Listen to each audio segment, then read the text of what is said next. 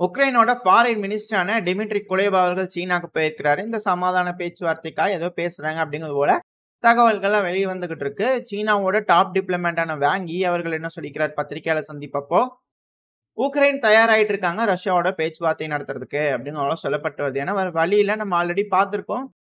உக்ரைன்ல winter வரப்போகுது, 12 மணி நேரம் current cut இருக்க போகுது. ஸோ உக்ரைன்ல இருக்கக்கூடிய மக்களுக்கு கொஞ்சம் சிரமமான ஒரு காலகட்டம் தான். அந்த ஒரு காரணத்துக்காக கூட பேச்சுவார்த்தைக்கு போகலாம் அப்படிங்கிறது போல இருக்கு.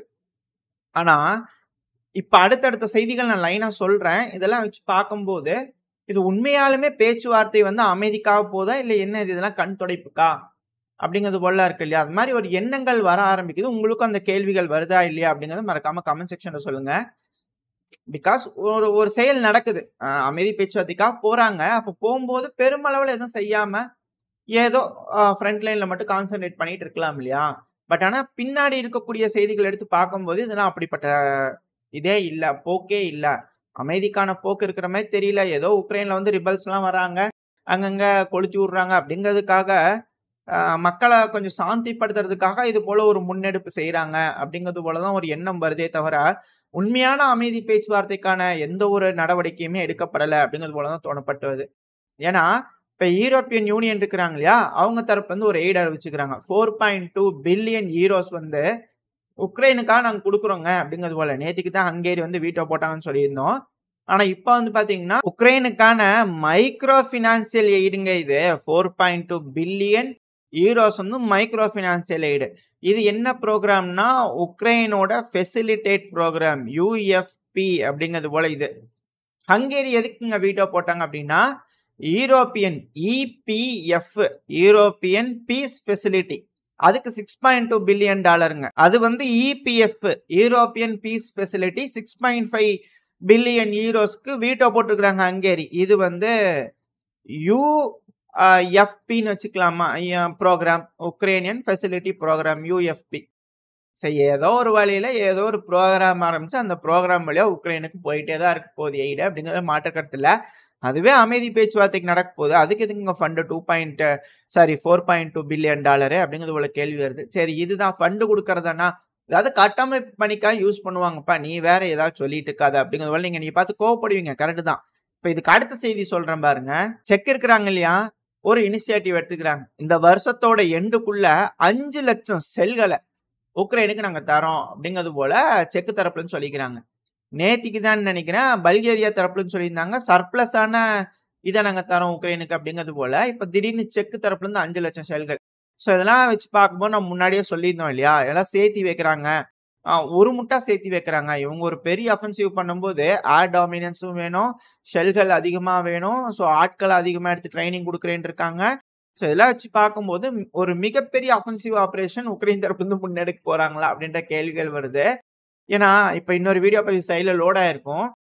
ஃபுல்லா ரோட்ல போயிட்டு இருக்கும்போது அங்கங்கே அடுக்கி வச்சிருக்கிறாங்க டிராகன் டீத். இது எங்கெங்க அடுக்கி வச்சுக்கிறாங்க அப்படிங்கிறது ஒரு கேள்வி வருது இல்லையா? உக்ரைனான்னு கேட்டீங்கன்னா இல்ல, ரஷ்யாவான்னு கேட்டீங்கன்னா அதுவும் இல்லை. சரி, எங்க அடுக்கி வச்சுக்கிறாங்கன்னா லாத்வியா ரஷ்யா பார்டர் இருக்கு இல்லையா, அங்க அடுக்கி வச்சுக்கிறாங்க லாத்வியா தரப்பு இருந்து. ஓ, நீங்க அதாவது அவங்களால முடிஞ்ச வரைக்கும் உதவி பண்றேன்றாங்க இல்லையா? ஸோ அதுக்காக உக்ரைனோட டிஃபென்ஸுக்கு டிராகன் டீத் உக்ரைன் செஞ்சாதான் எல்லாம் குளறுபடியாயிருது, அதாயிருதுங்கிறாங்க. அதனால அந்தந்த நாடுகளே பாத்தீங்கன்னா இதுக்கு மேல எல்லாத்தையும் செஞ்சு டெலிவரி மட்டும் பண்ணிடலாம், அதையும் ரஷ்யாவுக்கு வித்தர போறாங்க கொஞ்சம் பார்த்து அப்படிங்கிறது போல சில அனலிஸ்ட் தரப்புல இருந்து சொல்லப்பட்டு வருது. பட் ஆனா எல்லாரும் அவங்களால முடிஞ்ச அளவுக்கான உதவிகள் தொடர்ந்து செஞ்சுக்கிட்டு இருக்காங்க. சரி, இதுதானா அப்படின்னு கேட்டீங்கன்னா இல்ல. இந்த சம்மரோட எண்டுக்குள்ள நெதர்லாந்து, டென்மார்க்கும் அவங்க கிட்ட இருக்கக்கூடிய லெப்பார்ட் டேங்களும் உக்ரைனுக்கு தர போறாங்களாம். லெப்பார்ட் டேங்கு, ஆர்ட்லரி ஷெல்கள், F-16 விமானங்கள், எய்டு, இது எல்லாத்தையும் வச்சு பார்க்கும்போது உக்ரைனை தயார்படுத்துறாங்க அடுத்த அஃபென்சிவ் ஆபரேஷனுக்கு அப்படிங்கிற தெரியுது. இல்ல, ரஷ்யா தரப்பு ஒரு மிகப்பெரிய அஃபென்சிவ் ஆபரேஷன் எடுக்கும் போது உக்ரைனை வச்சு அதை டிஃபெண்ட் பண்ண வச்சிடலாம் அப்படிங்கிறது ஒரு எண்ணமா கூட இருக்கலாம் இல்லையா, நம்மளுக்கு தெரியாது. சரி, இதெல்லாம் வச்சு பார்த்தாச்சுங்களா. நம்ம முன்னாடியே நாட்டோட பிரசில்ஸ் ஹெட் குவார்டர்ஸ் இருக்கு இல்லையா, பெல்ஜியமோட பிரசில்ஸ், அந்த இடத்துல உக்ரைனோட பைலட்ஸ்லாம் பாத்தீங்கன்னா 10 F-16 விமானங்கள் எடுத்து F-16 AM ரக விமானங்கள் எடுத்து உலா வந்தாங்கன்னு சொன்னோம் இல்லையா. இப்ப திரும்பவும் ஆரம்பிச்சிட்டாங்க. 5-4ன்றாங்க, 5ன்றாங்க, மொத்தம் 4 to 5 F-16 AM ரக விமானங்கள் உக்ரைனோட பைலட்ஸ் தாங்க பிரசில்ஸ்ல அப்படியே உலா வராங்க. அப்படியே என்ன உலா வராங்கன்றீங்க பாத்தீங்கன்னா தெரியும். இதுல இருக்கக்கூடிய இந்த கால் சைன்ஸ்லாம் இருக்கு இல்லையா, டைகரஸ், டைகர் 1 2 3 இது போல பேர்லாம் வச்சுக்கிறாங்க அப்படின்னு சொல்லப்பட்டு வருது. போன டைம் வந்து பாத்தீங்கன்னா ஸ்மோக், இந்த டைம் டைகரஸ். ஓ, அவங்க வந்து டிஃபென்ஸ், இவங்க வந்து அஃபென்ஸா. இப்போ ஒரு டீமுக்கு வந்து பாத்தீங்கன்னா ஒரு மாதிரியான மிஷன்ஸ் கொடுத்துருப்பாங்க, அதுக்கேத்த மாதிரியான பேர் வைக்கிறாங்க அப்படிங்கிறது போல தெரிய வருது. ஸ்மோக்னா என்ன, எதிரியோட நிலைகளை தாக்கி ஸ்மோக் வர வைக்கிறதுக்கு. டைகரஸ்னா என்ன, ஒரு அஃபென்சிவ் ஆபரேஷன் பண்ணும்போது இவங்க போய் கொஞ்சம் கை கொடுக்கறதுக்காகவா அப்படிங்கிறது போல கேள்வி எல்லாம் வருது. ஸோ ஏதோ மிகப்பெரிய விஷயத்துக்கு தயாராகிறாங்கப்பா உக்ரைன் அப்படிங்கிறது போல புரிஞ்சுக்க முடியுது. என்ன செய்ய போறாங்க பொறுத்திருந்து தான் பார்க்கணும் என்ன செய்ய போறாங்கன்ட்டு. சரி, இது மட்டும் தானான்னு கேட்டீங்கன்னா இல்ல.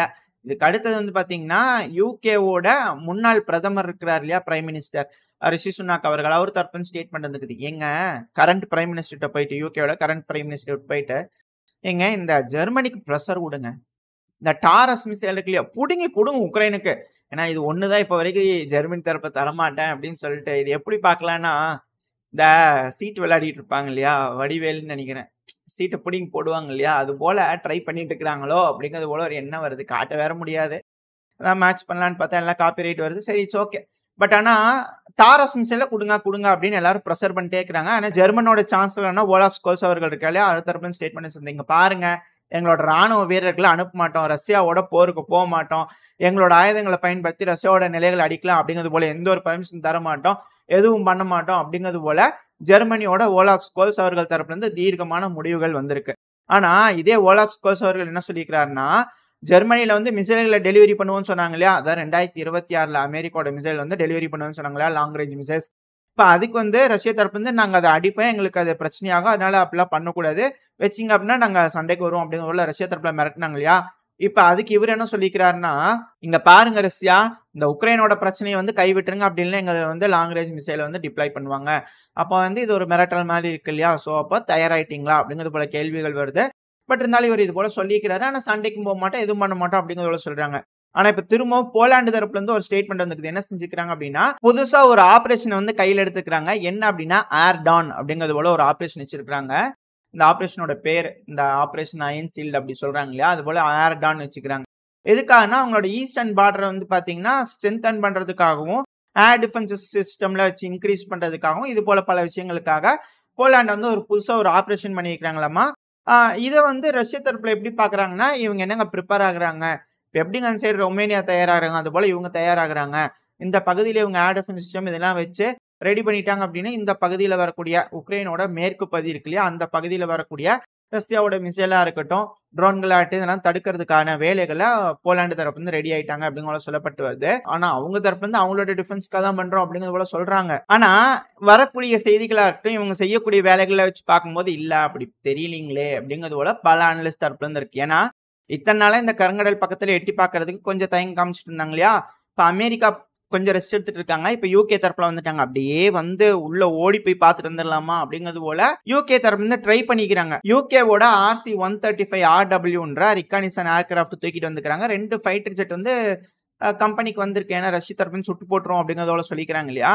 ஸோ அது போல வந்து அவங்க வந்து பார்த்துக்கிறாங்க. இந்த சைடில் இமேஜோட இருக்கும், பார்த்தீங்கனாலே தெரியும், இது ஃபிளைட் ரேடார்ல இருந்து எடுக்கப்பட்ட ஒரு இதுதான், அது கொஞ்சம் ரிலேபிளா தான் இருக்கும். ஸோ அப்படி உள்ள வந்து பார்த்தோன்னே ரஷ்ய தரப்பு வந்து டேக் ஆஃப் பண்ணிட்டாங்க விமானங்களை. ஸோ அதனால டாட்டா ஒன்றும் இல்லை நாங்கள் போயிட்டோம் அப்படிங்கிறதோட திரும்பி ரிட்டர்ன் போயிருக்கிறாங்க. இல்லைன்னா கொஞ்சம் டீப்பாகவே உள்ள வந்து பார்த்துருப்பாங்களோ, ரஷ்யாவோட ரெடினஸ் என்ன அப்படின்னு தெரிஞ்சுக்கிறதுக்காக இது போல முன்னெடுக்கிறாங்களா அப்படிங்கிறது போல இருக்கு. அது மட்டும் இல்லாமல் இப்போ உக்ரைன் தரப்பு வந்து ஒரு ஸ்டேட்மெண்ட் இருக்கு. இதெல்லாம் வச்சு பார்த்ததுக்கு அப்புறமா, இதெல்லாம் உளவு வேலையெல்லாம் பார்க்குறாங்க இல்லையா, அதெல்லாம் வச்சு தெரிஞ்சுக்கிட்டதுக்கு அப்புறமா உக்ரைன் கிட்ட இருந்து ஒரு ஸ்டேட்மெண்ட் வந்துக்குது. என்ன சொல்லிக்கிறாங்க அப்படின்னா, 2 கேரியர் இருக்குதுங்க, இந்த மிசைல் கேரியர்ஸ் இருக்குங்க ரஷ்யா கிட்ட. அதுல மொத்தம் 12 மிசைல்கள் இருக்கு. எந்த நேரமும் ரஷ்யாவோட அஃபென்சிவ் ஆபரேஷனுக்கு இந்த மிசைல்கள் பயனுள்ளதா இருக்கலாம். ஏன்னா ஒரு மிசைல் தாக்குதல் பண்ணலாம் இல்லையா அஃபென்சிவ் ஆபரேஷன் பண்ணும்போது. ஸோ அதுக்காக உக்ரைனும் கொஞ்சம் விழிப்புணர்வோட தான் இருக்கிறாங்க. அது இது மட்டும் கிடையாது, இன்னொன்னு விழிப்புணர்வோட இருக்காங்க. ஏன்னா எல்லா சேட்டலையும் முடிஞ்சிட்டே இருக்குது இல்லையா. அது இந்த கிரீமியா பிரிட்ஜை வந்து இப்போ வரைக்கும் ஒன்றும் பண்ண முடியல, இந்த உக்ரைனால யாராலையும் ஒன்றும் பண்ண முடியல. என்னதான் உளவு வேலையை பார்த்தாலும் அதை வந்து தெரிஞ்சுக்க முடியுது. இப்போ திரும்பி சேட்டலைட் விட்டு வேடிக்கை பார்த்துக்கிறாங்க, என்ன பண்ணிக்கிறாங்க அப்படிங்கிறத பார்க்கும்போது இந்த சிபிபி ட்ரோன்கள் இதெல்லாம் வருது இல்லையா, அதுக்காக பேரியர் போட்டுருக்காங்க இல்லையா, அது தொடர்ந்து இன்க்ரீஸ் பண்ணிட்டே இருக்கிறாங்க ரஷ்யா. ஏங்க அவங்க டிஃபென்ஸுக்காக பண்ணிட்டு போறாங்க, அதுக்கு ஏங்க நீங்க கவலைப்படுறீங்க அப்படிங்கிறது போல இருக்கு. பட் இருந்தாலும் அவங்க வந்து அதை பார்த்துட்டு தொடர்ந்து பேரிகேடை போட்டு அப்படியே எந்த நேரமும் அப்படியே ப்ரிப்பேர்டா ரஷ்யா பயந்துட்டே இருக்கிறாங்க அப்படிங்கிறது போல அவங்க சொல்ல வராங்களோ என்னமோ தெரியல.